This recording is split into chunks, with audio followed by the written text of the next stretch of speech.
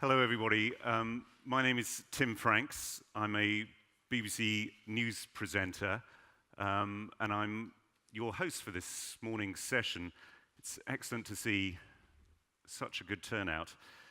I used to be a foreign correspondent for the BBC, and out of that experience, I have to say I'm not at all surprised to have learned that Estonia was hosting the fourth conference of the Freedom Online Coalition. I remember, as the BBC's Europe correspondent, making my first visit here. I think it was about 10 years ago, just before Estonia joined the European Union. I interviewed your then Prime Minister, Juhan Parts, and I'm pretty sure he was the youngest European leader at the time by some stretch, and it fitted in with the whole image, the whole feel of Estonia as this young, go-getting country, shiny and new. Well, we're here because it's not just 25 years since the end of the Cold War and the reinvention of Estonia, but it's also 25 years since the invention of the World Wide Web. And that extraordinary beast has grown up. It's become indispensable, certainly to all of us in this room and billions outside. But the questions now, perhaps more than ever, are, can the internet remain free? Can it be free? How do we define that freedom? How do we protect that freedom? Well, we've got some top-notch people to kick off this conference, but before they do, I have to ask you, I don't know if it's come up yet. Yes, it has. Please turn your mobile phones into silence mode. The organizers have asked me to ask you, because however much technology has moved on, it's still profoundly irritating when they go off. Right, these slides have been ticking upwards pretty much non-stop, but we're currently at 406 people at this conference from 64 countries. 120 government representatives, 100 members of civil society, and 80 people from the business sector. I think there was a slide about the number of people from the media, but I told the organizers that they really didn't matter. Right. Now, more formally, the conference organizers have asked me to let you know that out of this event, this year's recommendations for Freedom Online will be introduced by the Freedom Online Coalition. They'll be adopted by the governments of the Freedom Online countries in an effort to ensure further improvement of a global and free internet. Let me introduce the first of our stellar panel of speakers. It's the Foreign Minister of Estonia, the man who's been one of the driving forces behind this conference, the Foreign Minister, Urmas Paet.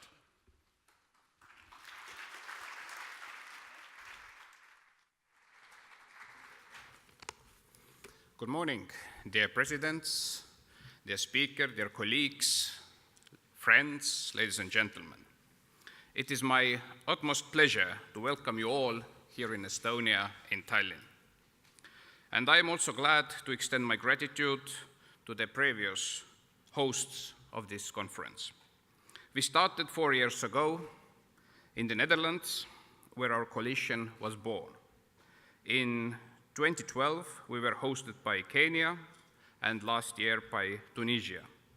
All have done an exemplary job at providing a forum for dialogue. For the start, let's have a quick reminder of the current state of international affairs.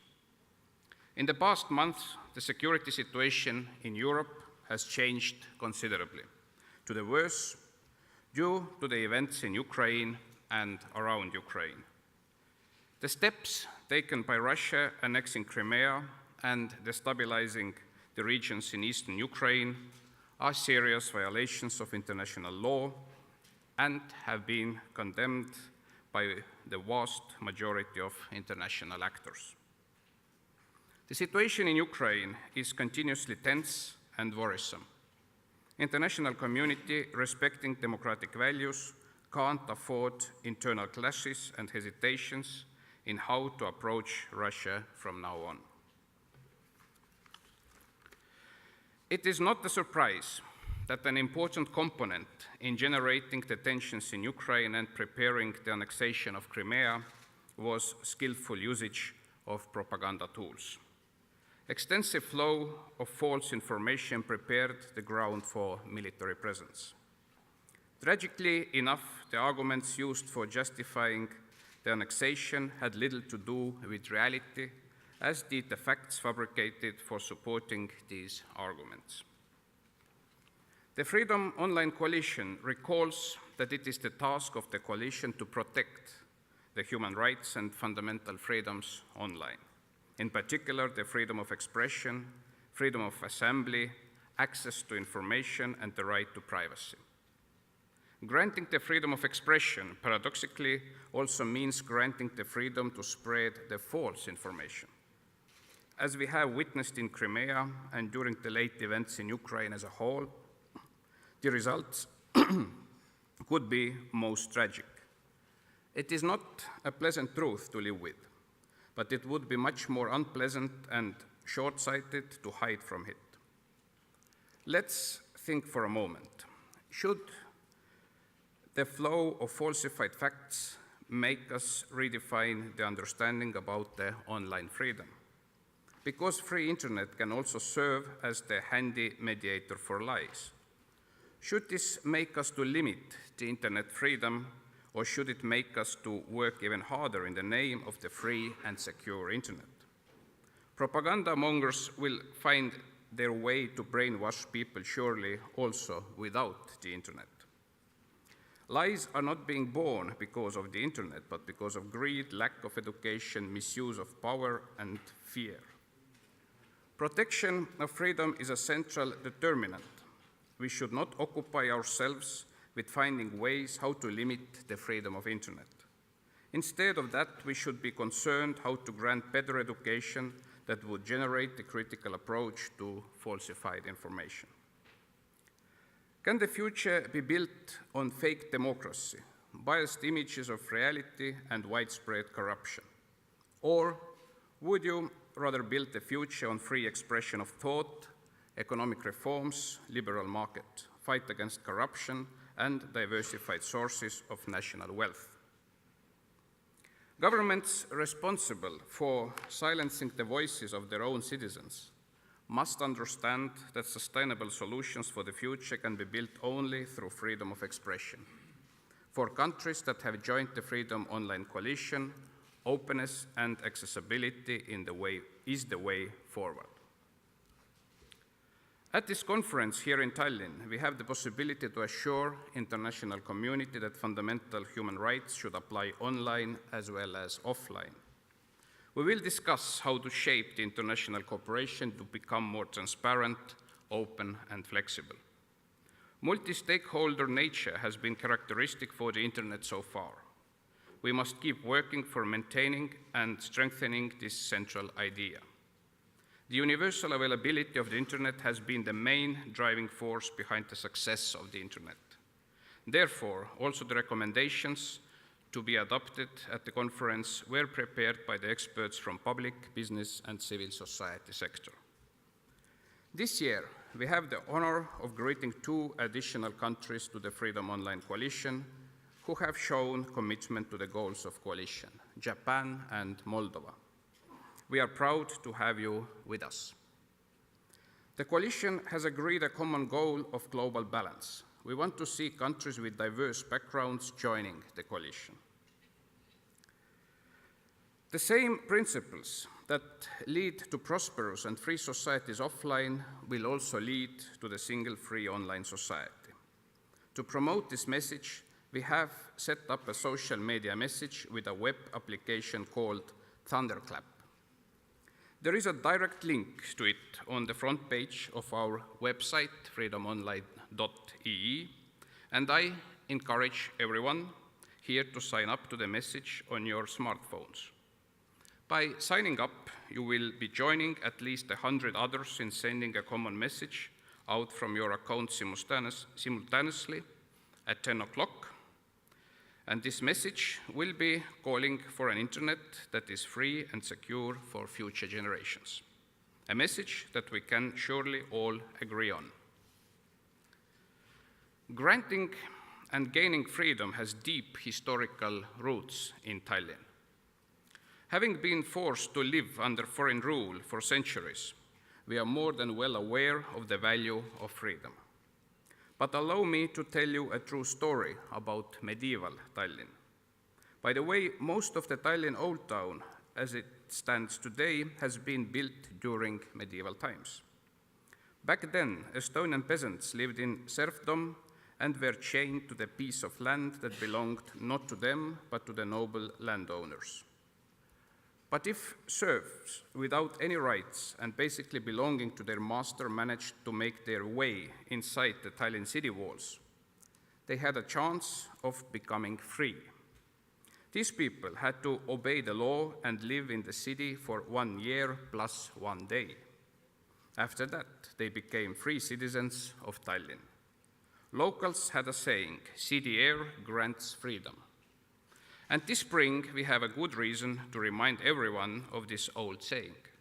Tallinn is yet again sending out a message of freedom, a special kind of freedom, that of the internet. Welcome, and thank you very much.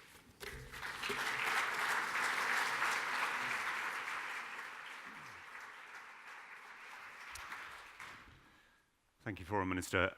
Our next speaker is peculiarly well qualified to talk to us, and I say that not just because he's president of the country I'm speaking to you from and has senior members of his armed forces standing off just to one side.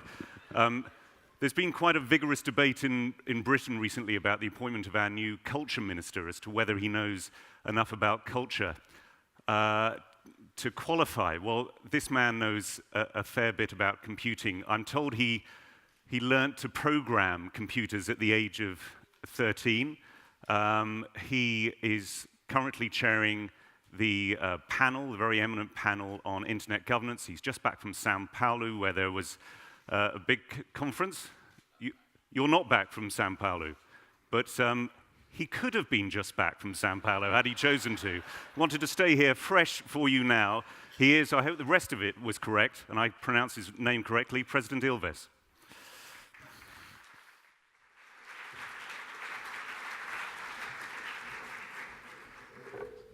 Good morning. Let me begin by saying that we, the citizens of the World Wide Web of democracies, are connected by optical cables and computers, but most importantly, by the faith in the sanctity of the individual human spirit and in freedom. These values we believe to be universal. When we talk about freedom and democracy, we mean the whole package. Free and fair elections, rule of law, independent judiciaries, respect for fundamental rights and freedoms. And in the modern digitized society, which is actually only about 20 years old, a free internet is just as much a part of the package. The first stable link between multiple computers that could talk to one another or communicate came with the ARPANET in 1969. And I should say that this happened after some young geeks invented the TCP/IP protocol. One of those young geeks is still a young geek. He's right here, Vint Cerf. One of the fathers of the internet, who we found out last week was actually working for the CIA, but I won't touch upon that. But the ARPANET experiment formed the basis of the internet as we know it. Yet a civilian internet, one which is open to all, is actually barely 25 years old. Today, however, the exponential growth of the use of information technology and the internet has changed our society so much that we can no longer imagine life without it. Just imagine if you didn't have a mobile phone, you didn't have a computer, you didn't have an iPad.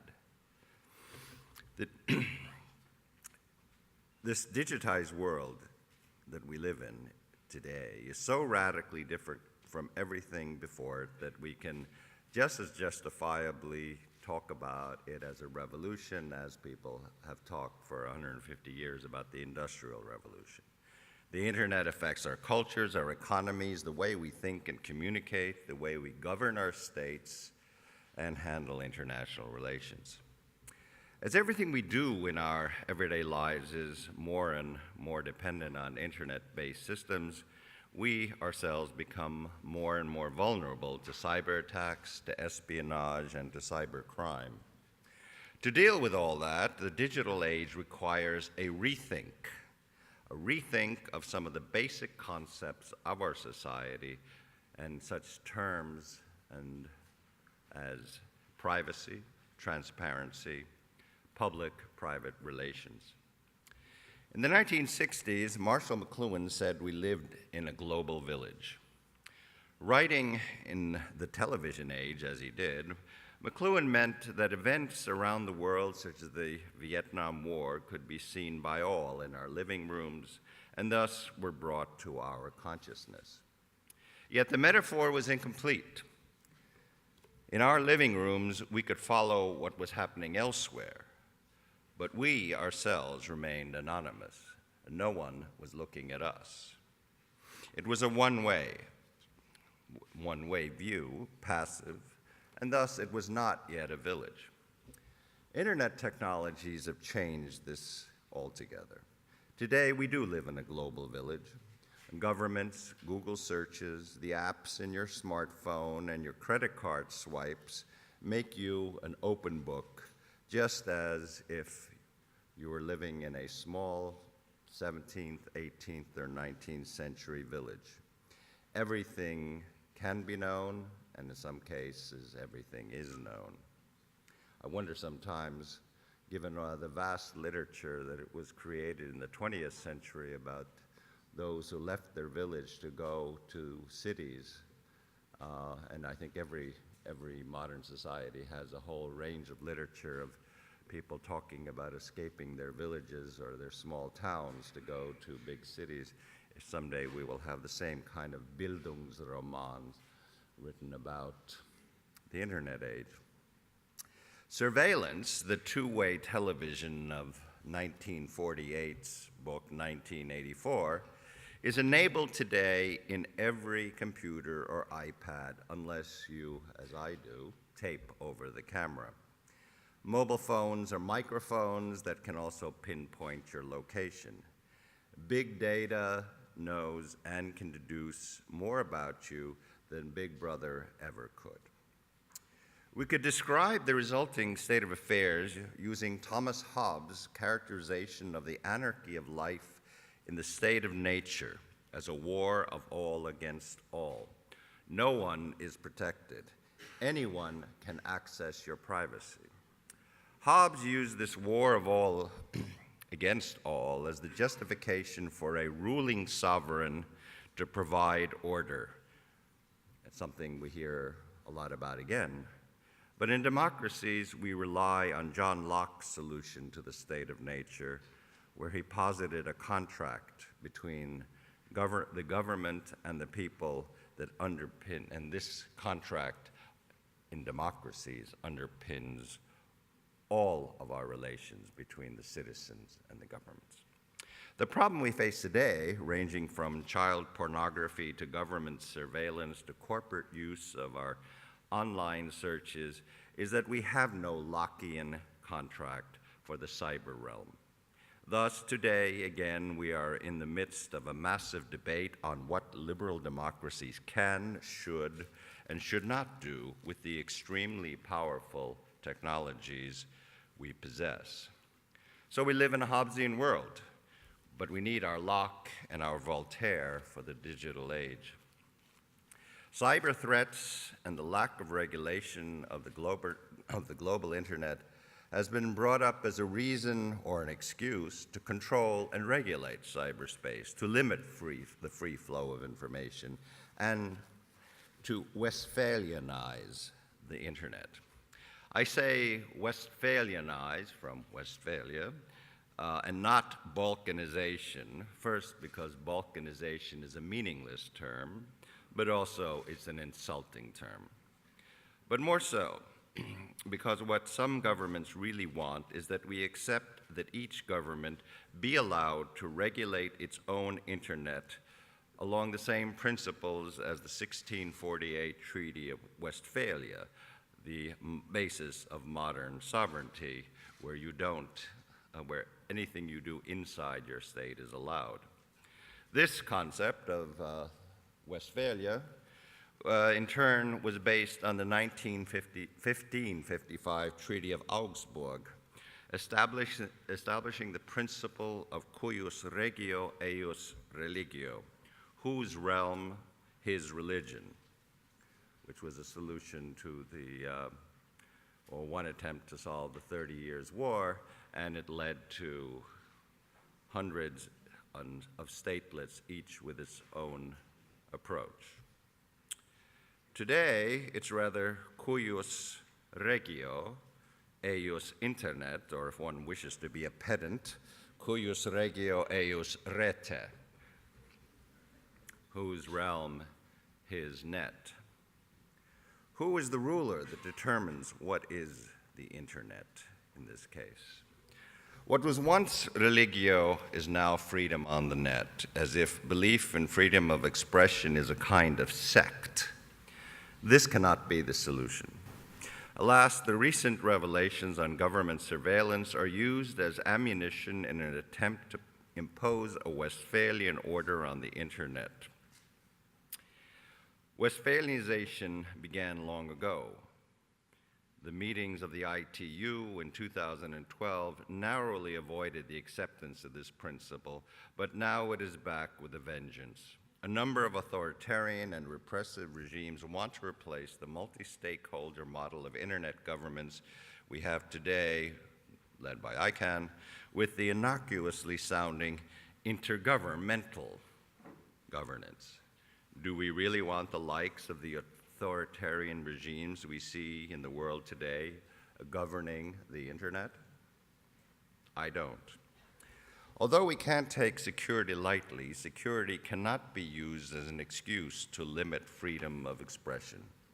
Cybersecurity cannot lie in highly restrictive legislation that plays into the hands of those who have a fundamental different value system and no regard for human dignity and freedom of speech, or who want to quash or limit free expression in the name of domestic security.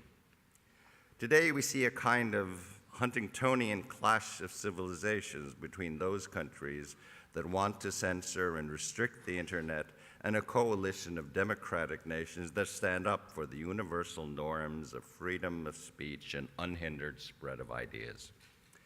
Between those that want an internet ruled by states and one governed by relevant stakeholders. This is one of the major international political clashes of the digital age. We do not have to see freedom and security as mutually exclusive. Indeed, secure online interactions are a precondition for enjoying full internet freedom. Here in Estonia, we have managed the balance between security and freedom by providing a network of private and public e-services based on a secure online identity. We're proud to be one of the first in the world in internet freedom, according to Freedom House. We were number one for a number of years, but then Iceland squeezed ahead of us. We didn't get worse, they got better. But at the same time, we have an e-governance system that even the NSA cannot crack at RSA 2048, which as far as we know has not been penetrated, at least so far. We're also a proud member of the Freedom Online Coalition that unites today 23 like-minded countries, and I'd like to welcome here Japan and Moldova again, all committed to promoting these principles. The coalition was born 3 years ago with the Hague Declaration. Then Africans, Kenya and Tunisia took the lead. Now the chairing has moved back to Europe, and we're about to hand it over to Mongolia. People from 60 countries or something like that, I don't know, have gathered here today to think along and take the message back home. So it is fair to say that the Freedom Online Coalition is a truly global initiative that deserves to be heard. We in Estonia are glad to have done our share in advancing the coalition principles over the last year. The working group drafting the recommendations that will be adopted in a few hours has been working for 4 months, uniting multi-stakeholders from 21 societies. It is important to keep in mind that the Freedom Online Coalition brings together not only governments, but also NGOs, entrepreneurs, and think tanks. It is indeed a genuine bottom-up organization that has a genuine capacity to make a difference in the world. The document reflects a consensus on some of the core principles that those 23 countries value. The most important is a firm belief in the value of a free internet. The recommendations are based on the principle of the universality of human rights. All people, regardless of where they live, are entitled to the same rights and freedoms. As was stated in the birth certificate of the coalition, the rights that people have online must also be protected. The rights that people have offline must also be protected online. Countries have legal systems, but the Freedom Online Coalition is about international principles that should be universally applicable and domestically implementable by every country. Whatever the excuse, in reality, limiting access or censoring the contents of the internet is hardly ever done for the sake of the security of the people. More often, it is done for the sake of the security of the authoritarian and undemocratic governments, and more so every day. For example, in 2011, the reaction of the government of Egypt to the mass demonstrations was unprecedented in the history of the internet. Until then, some countries had cut off access to news sites and social networking services during periods of unrest, or they limited access from abroad. In Egypt, the entire internet and all local mobile services were shut down for days, preventing people from accessing any websites or even sending SMSs. The Freedom Online Coalition opposes all attempts to limit free expression in any, but especially in digital form. At the same time, we must be honest with ourselves and admit that recent developments regarding purported surveillance by the NSA and similar organizations in different countries make the defense of an open internet more difficult. That, too, is a challenge that the Freedom Online Coalition must face, providing additional arguments to keep the internet free. For, as we have observed, many have used the Snowden revelations as a justification to limit freedom online, I would say even with a certain degree of schadenfreude. In reality, these two have very little to do with each other, but in the eyes of the public, such distinctions are often unclear. In the end, we need to find a balance between security, privacy, and the free flow of information. In fact, that was exactly what John Locke attempted to do 300 years ago. We must provide services that the citizens can trust. We need transparency and openness to create trust between governments and citizens. And we need to address concepts such as privacy, confidentiality, and freedom of speech, especially anonymous speech, all in a new way because they all have been redefined and indeed through technology have redefined themselves. When thinker and Grateful Dead lyricist John Perry Barlow addressed governments in 1996 with his declaration of the independence of the internet, he said, quote, "Your legal concepts of property, expression, identity, movement, and context do not apply to us." And he was right. I should say he also left out privacy of all the things that don't apply as concepts. He was more right than we bargained for now the legal concepts that underpin liberal democracy truly no longer apply to us, whoever that may be, or to you, or to the mafia, or to the government, or kids under the legal age of responsibility. Freedoms and rights are fully meaningful within a context of responsibility and obligations on and offline. The future of a secure and free internet is not just a question of lifestyle. The internet is a driver for economic growth and development. Since the 1980s, it has blossomed into a global network of networks used by nearly 3 billion users. Much of the world's commerce and communication pass through it. Internet access has become a key tool for development. It is predicted that the majority of the next billion users will come from developing and less developed countries.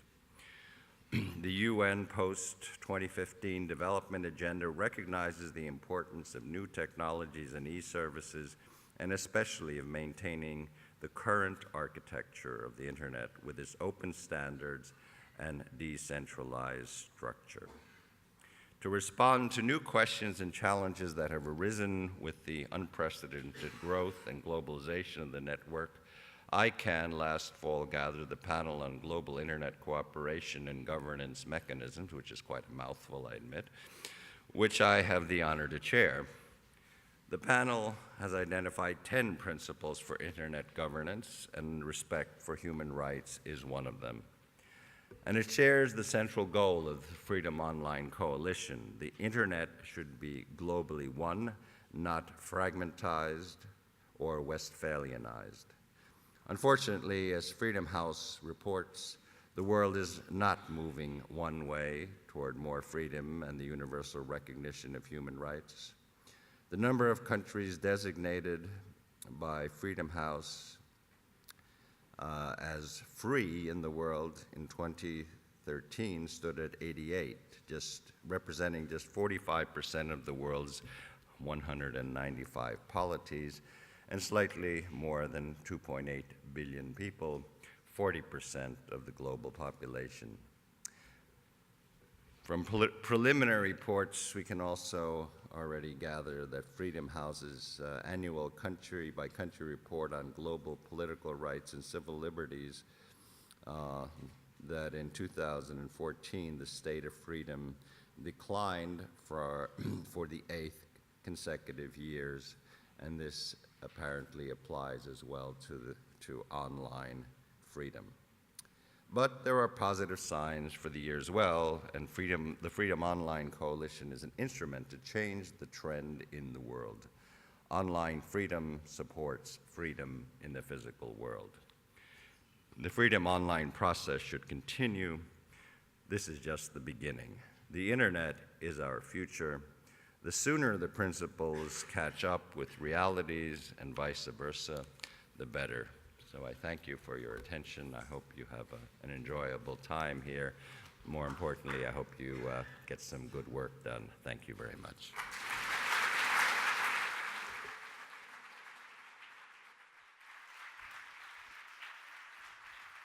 Thank you very much. Thank you. Thank you, President Ilves. And if a man such as President Ilves says, tape up the cameras on your tablets and laptops, you probably should do. Our next speaker is from a country not too far away, but with a far bumpier recent history. He's the president of Georgia, Georgi Margvelashvili, and he is also qualified to speak to us because he has, in his time, been a lecturer in philosophy. He'll correct me if I'm wrong, but so well placed, I think, to tell us all about what freedom online means. President.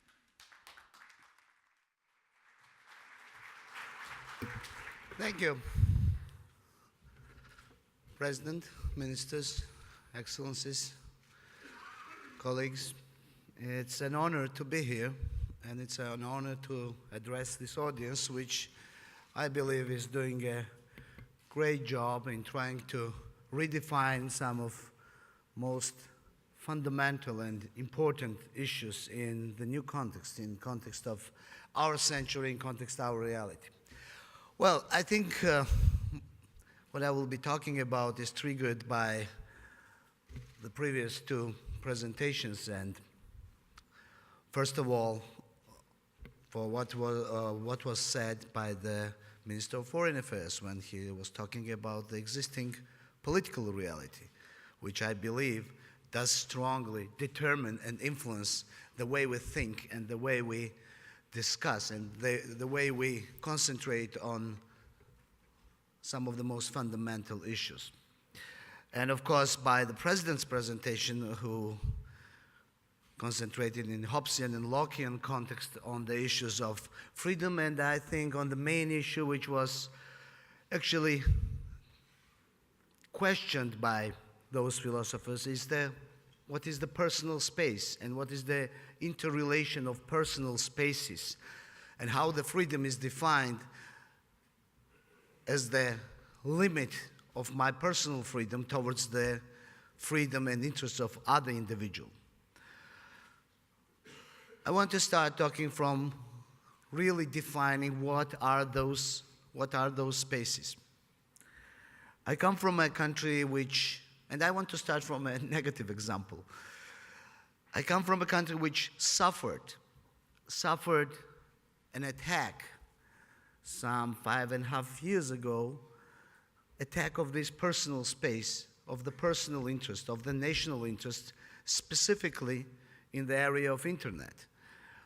Our security, our identity, our protection was lost when we were in a war with the Russian Federation. And the war was physical, war was realistic, but at the same time, the war very actively proceeded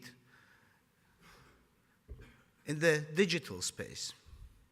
And that's where we found that we were less protected, or we were less aware of what the threats were, because there was an area of our existence, of our identity, very important to us, that was very vulnerable, and that was an object of one more aggression. Well, since then, naturally, we recovered, but we started thinking very specifically, what are those spaces? Where do you define an entity? Of course, we are talking about human freedom, and the human freedom is defined around the interests of human being and around the individual's interests. But there are interests of countries, there are interests of companies, there are other public interests, and it is very difficult to define, especially in the virtual space, where those identities start and where they finish, and where we have a clash and collision of different identities, of different interests, of the freedom of one entity violating the freedom of another entity. And that's what I was telling you about our sad experience in 2008. We have experienced other problems as well. Recently, I was talking about the conflict of 2008, and during this conflict, 20% of my country's territories have been occupied, and about 500,000 people have to flee from that region.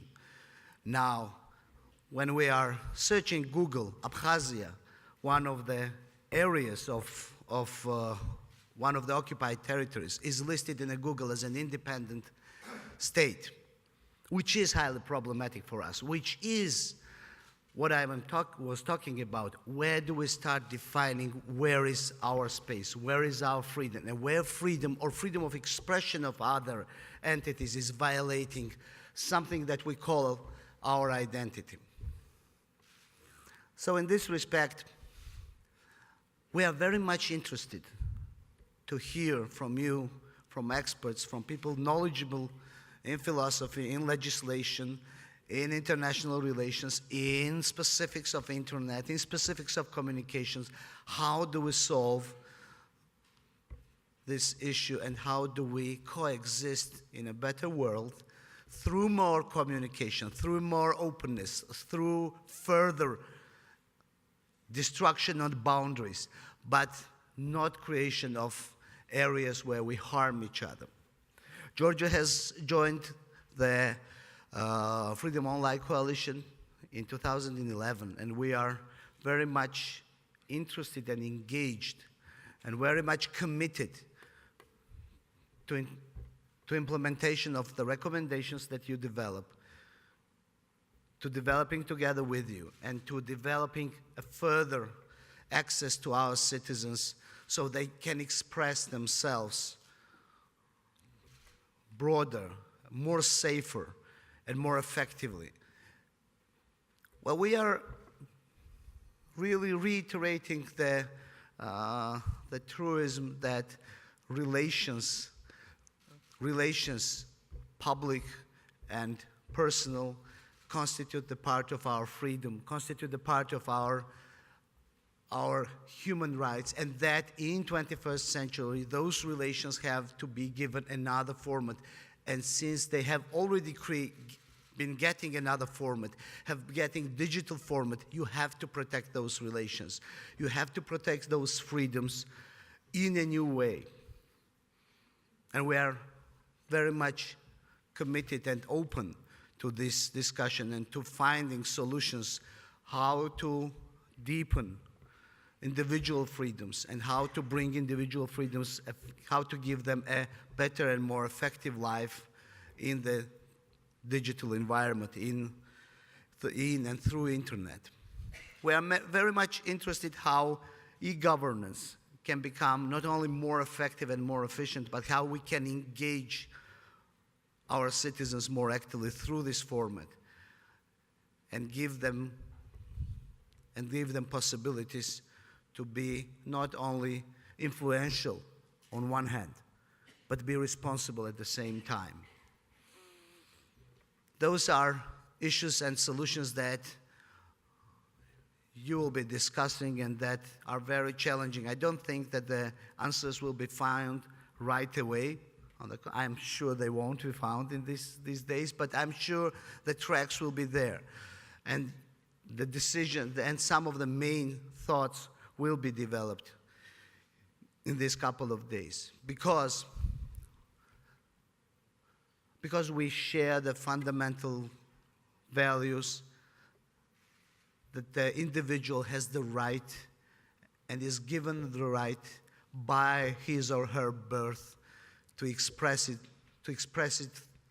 itself through freedom, to express itself freely, and that societies are created through this freedom of expression. And that governments do not have the right to limit those expressions, but have to create more secure formats for those expressions. Well, we'll be looking very closely and we'll be engaged in your discussions. And more than that, we'll be happy to implement the decisions that you'll be taking for further security and further development and further implementation of an effective internet and online communication. Once more, I welcome you all. I'm happy that I'm together with you, and it's an honor. And looking forward to hear from you and looking forward to hear from your conclusions. Thank you.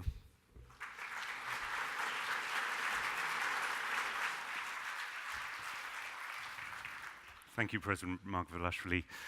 Our next speaker comes from a different continent. He is the Speaker of the Senate in Kenya, Mr. David Ekwi Aturo. Kenya hosted the second of the Freedom Online Coalition conferences in 2012.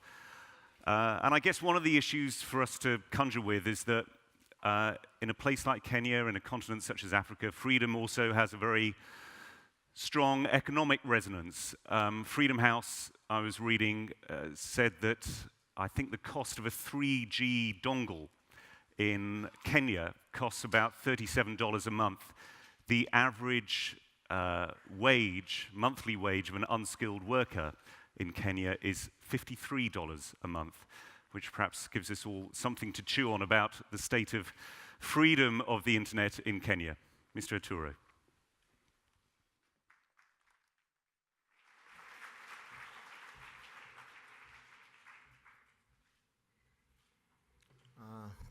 the presidents, foreign ministers, distinguished participants, good morning.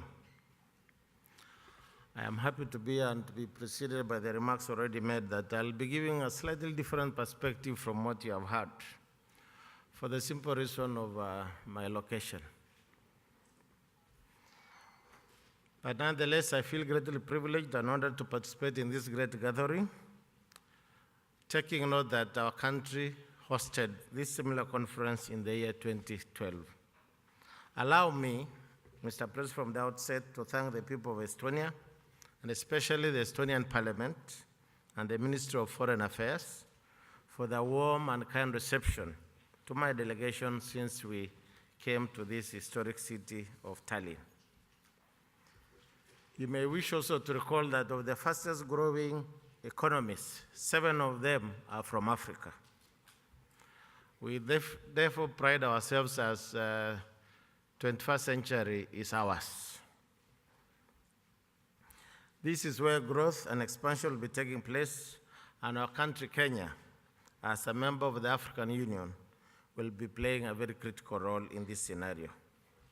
Kenya indeed occupies a strategic geopolitical positioning in Africa, just like Estonia, in being not only a gateway to the East African community, which has a membership of about 5 countries, including Rwanda, which you know has made very steady progress in IT,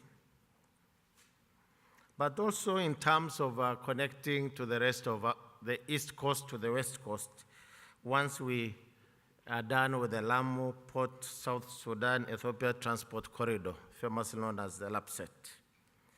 We're also dealing with issues around South Sudan and Somalia. And in order to take advantage of this geopolitical strategic position, Kenya has embarked on an ambitious program of accelerated economic takeoff that is geared towards double digits growth of the GDP, and part of this will include very serious programs. I will not bore you with the details of what we are planning to do, but just to recognize that in order to realize this, it is not lost on our government that IT is a key driver in the achievement of the planned programs, and in order to enhance connectivity. In 2013, for instance, the government adopted a policy on laptops so that each and every child joining our primary schools has a laptop, so that indeed we can consider ourselves truly digital. In the Kenyan context, the IT sector has continued to experience exponential growth, particularly in the last few years. This is due to an enabling environment created by the state, which has ensured that mobile telephony is improving, although of course still a challenge in terms of accessing the entire country.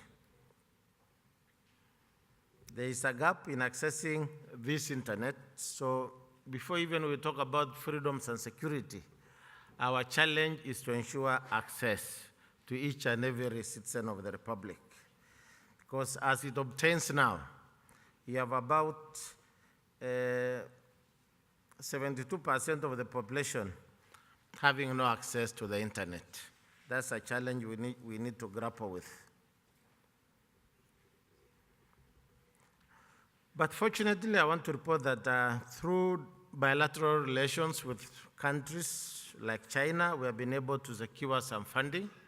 Out of the 700 billion required, we have about 70 million. And also through this, the Communication Commission of Kenya, which is having money contributed by the service providers. We are also hoping to roll out under the Universal Services Fund to the rest of the country. So that should be a matter that we should be able to resolve in the next 2 to 3 years. I hope you are all aware that we have pioneered M-Pesa, where you can easily exchange money, you can get money from your account and the rest. In fact, my delegation were saying when we came to Estonia, we can hardly get credit, we have to buy. In Kenya, we actually buy credit from our own, the M-Pesa arrangement.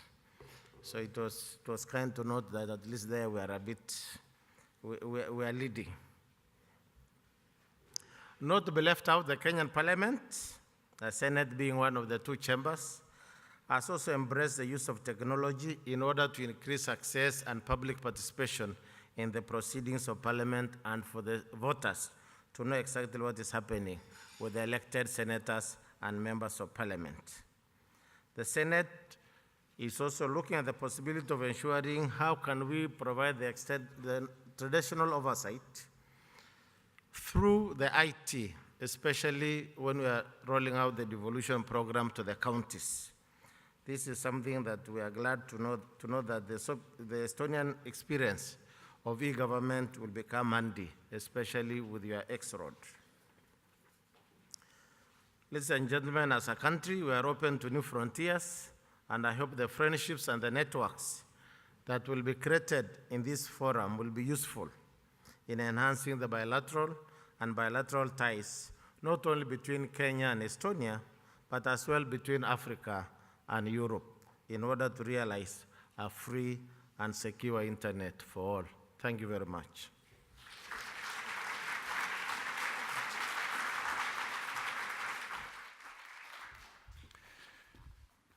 We're going to continue our journey back in time to the country that hosted the inaugural conference of the Freedom Online Coalition. The Netherlands was a founder of the I suppose you can't be the founder of a coalition because it would be a coalition of one. Anyway, I'm delighted to say that the Foreign Minister of the Netherlands, Frans Timmermans, is here, and like any true rock star, I think he's going to be preceded by a short video.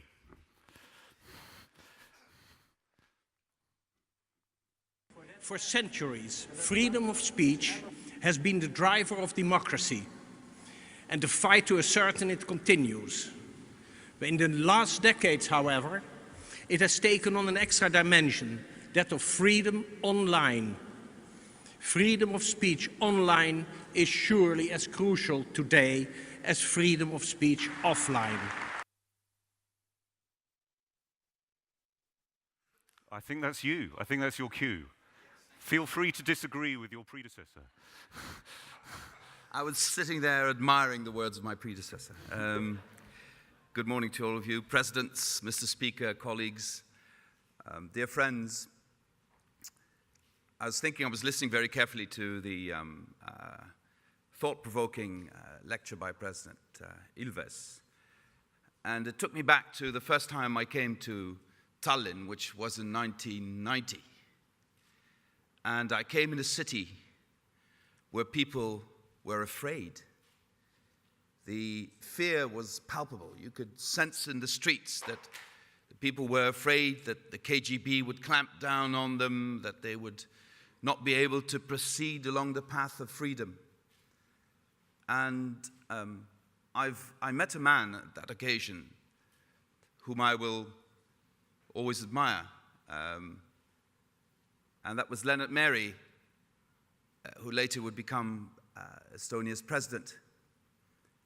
And he was realistic about the situation, but at the same time unwavering in his knowledge that Estonia would be free and remain free. And if you look back since 1990 and look at Estonia and this city today, I think the Estonians need to be commended, but also admired for what they did in a relatively short period of time with the freedom they themselves regained after 1990. And I really admire this city today as one of Europe's most modern, most open cities. Secondly, my second point is that it's been 10 years since Estonia became a member of the European Union. Estonia is a strong ally in NATO. And whatever might happen in the rest of Europe, Estonia will remain free because it is a member of an alliance where all the other members of the alliance will stand by Estonia if its freedom were to be challenged. And that, I think, is one of the greatest achievements of our age. In that period of time, the internet came about, and also listening to the president, my conclusion was that at the beginning, people were thinking there would be sort of a separate reality, a cyber reality next to the real world. And if I talk to my kids about this, that doesn't mean anything to them anymore. The internet is part of their day-to-day lives and part of their reality. And I think we should not be approaching the internet as something separate, but as an integral part of our day-to-day activities, an integral part of how our society will develop. I want to mention two specific challenges we have. Recent events of the last couple of years, Snowden and others, have challenged our credibility as free countries to handle the internet in a way that our citizens can accept. Our credibility has been undermined, and we need to regain that credibility, and I believe the credibility can be regained if we have an open and fair debate with activists, with civil society, with industry about the freedom on the internet, but also about the obligation of states. The first obligation of any state is to protect its citizens' security.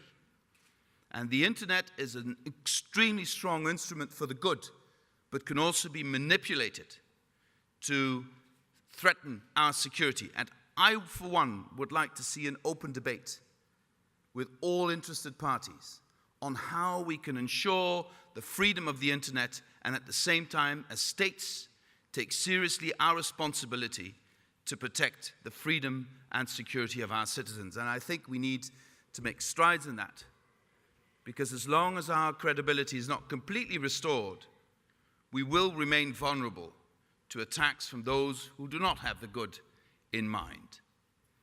My second point is this.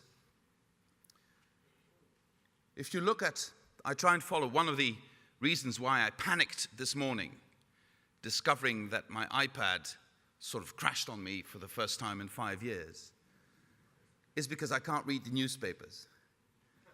And I can't watch the Russian news, which I do every day. And if you see the extent of propaganda that has been washed over more than 140 million people, day to day, hour and hour, I think we are at a point that even those who have thought up the propaganda are starting to believe the propaganda and starting to act upon it. And this is a dangerous element.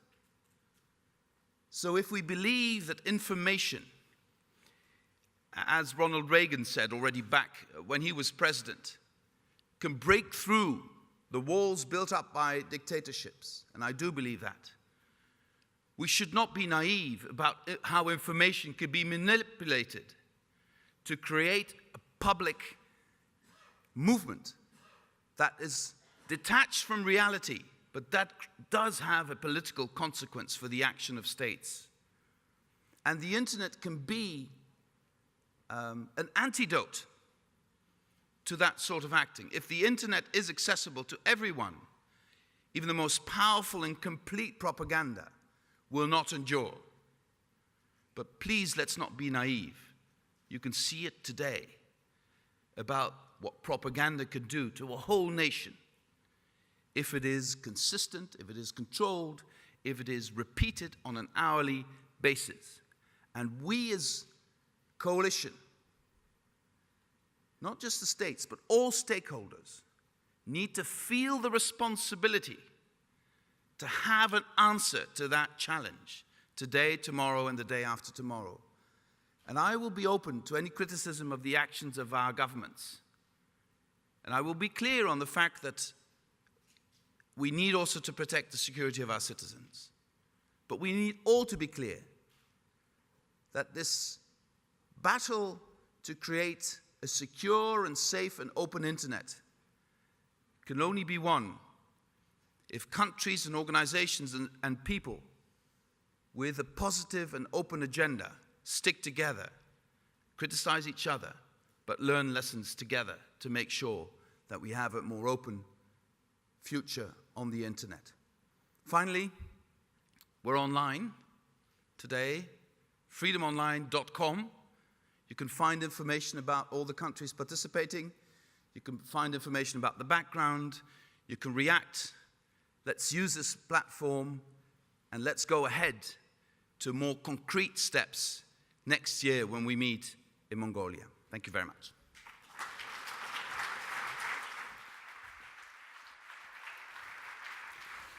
Thank you, Foreign Minister. I'm going to tantalize you by saying that our next speaker is our final live speaker. What I mean by that will come clear. He is one of the 23 countries, from one of the 23 countries that you saw just up there on the internet page. He's the Foreign Minister of Canada. John Baird was named by his peers back in 2010 Parliamentarian of the Year. He was nominated as a young global leader just before that. So I'm delighted to hear his thoughts on the global future of the internet now. John Baird.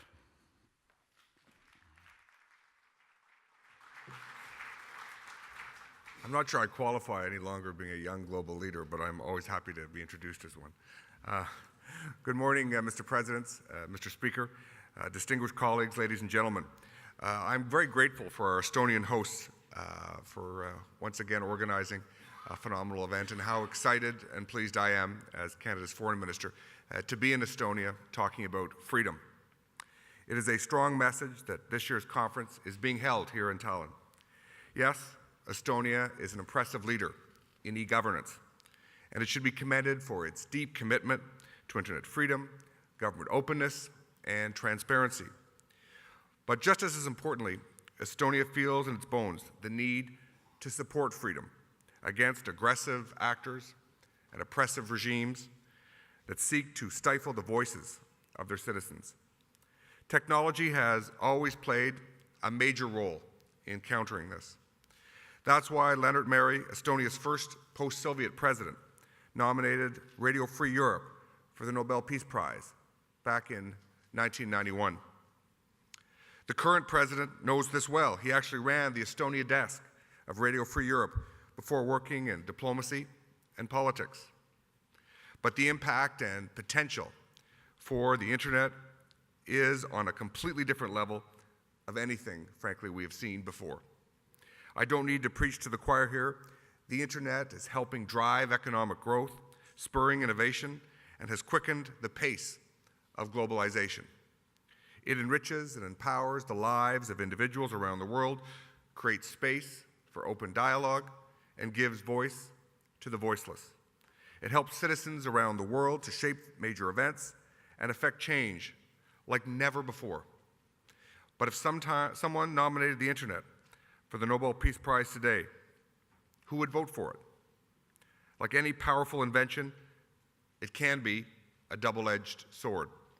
As members of the Freedom Online Coalition, we have all dedicated ourselves to freedom, democracy, human rights, and the rule of law.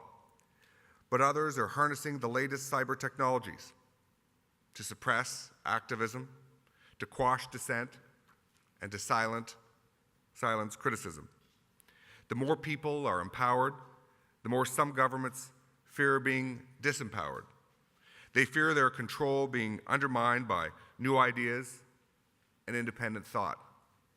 So rather than embracing the people that they claim to represent, these governments are taking repressive measures to block freedom of expression and access to information within their own borders. They use the power of technology to stalk and control their citizens. In other words, tools for freedom are being turned into tools of repression. Just look at what's going on next door in the Russian Federation. While the world is focused on Russia's attempt to annex Crimea and its massing of troops along Ukraine's eastern border, President Putin appears to have annexed the most popular social network in Russia. Restrictions on the internet are accelerating, and his crackdown on the media and opposition voices continues. The seemingly anonymous green men that we've seen in Crimea and in eastern Ukraine have their online equivalents. Estonia knows well that after the cyber attacks in 2007, that you don't necessarily need tanks and jets to violate a sovereign nation. Canada is deeply concerned with this growing trend. All states must respect internationally recognized human rights, both online and offline. Those of us who do respect these rights should look for innovative ways to support them, actively support them. In some countries, Canada is now engaging directly with civic and political actors to help them effect positive change right where they live. Canada's support for the Global Dialogue on the Future of Iran is a very important example of this. The Global Dialogue social media platforms have created space for Iranians to share information that their government tried to filter and to block. It's been a huge success with over 1.2 million unique users who have accessed these platforms from inside Iran, and we intend to roll out this approach even further. We must also look to the private sector. After all, much of the infrastructure for the internet and most of the services it provides are in their hands. In this globalizing world, an internet with unhindered communication that allows the free and safe exchange of information is an essential investment for the private sector. Businesses have an important responsibility to protect their customers and the rights of those customers.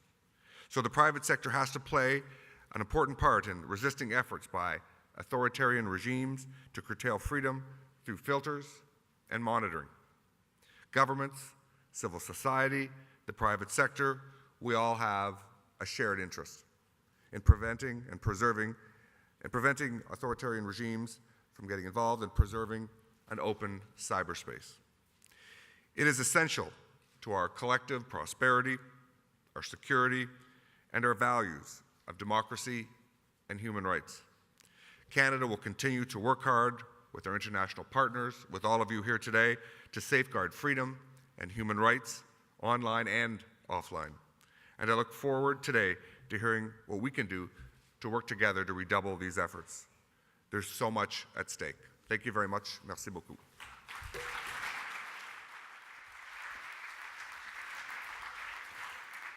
Thank you very much, Foreign Minister. A final brief introduction to our final speaker.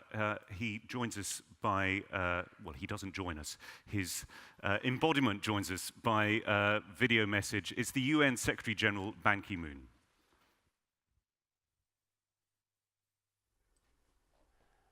Your Excellency, Mr. Thomas Hendrik Ilves, President of Estonia, Excellencies, distinguished ministers, representatives of international and non-governmental organizations, leaders of industry and business executives, ladies and gentlemen.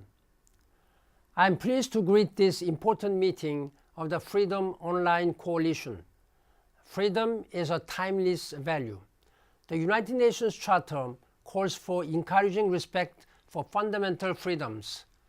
The Universal Declaration of Human Rights mentions freedom more than 20 times. All countries have committed to protecting individual freedoms on paper, but in practice, too many break their pledge. We see increasingly shutdowns of internet and media outlets. We see crackdowns against dissidents, journalists, and human rights defenders.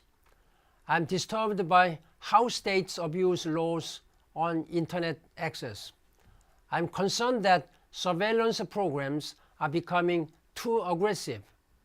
I understand that national security and criminal activity may justify some exceptional and narrowly tailored use of surveillance, but that is all the more reason to safeguard human rights and fundamental freedoms. Some argue that they need to curtail freedoms to preserve order.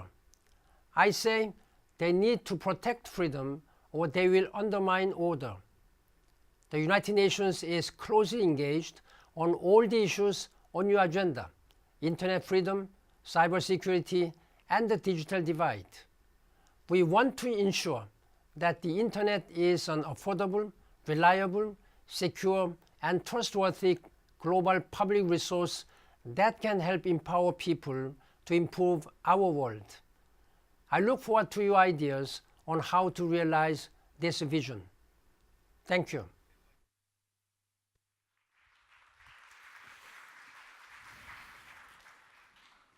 We're drawing to a close. Just before we do finish, though, I've been asked to try and prompt you to do a couple of things. The first is to engage in a bit of I-voting. Estonia was the first country, I'm told, to have internet voting in the world. It's done it 6 times since 2005, and you're going to have a chance